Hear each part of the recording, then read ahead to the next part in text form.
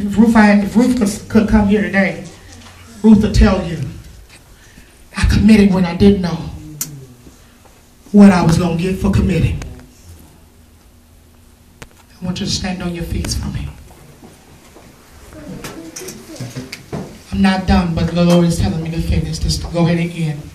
Because God wants to deal with somebody in the room. And this is your private moment.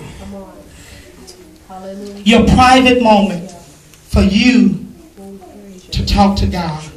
Every person in here. Can I get you to commit? Yes. To the full plan? Can I get you to commit to the point where you can say, I'm going to do it if I have to die trying?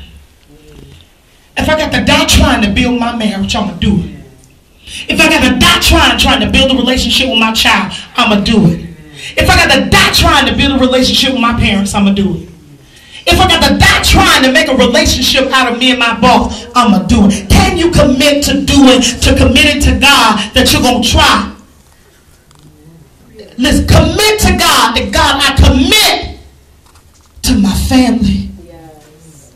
I commit to you, God. I commit to my family, and I commit to the church.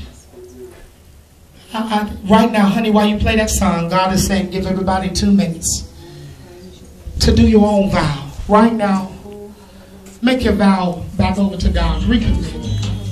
Recommit. Recommit. Somebody need to recommit in the room for just a moment. Come on. Put your hands up to God. Close your eyes and begin to talk to God. And tell God, God, I'm moving forward today. I'm moving forward today. But first, before you move forward, you got to commit. You got to commit. You got to recommit. You got to recommit to His will. Recommit to your marriage.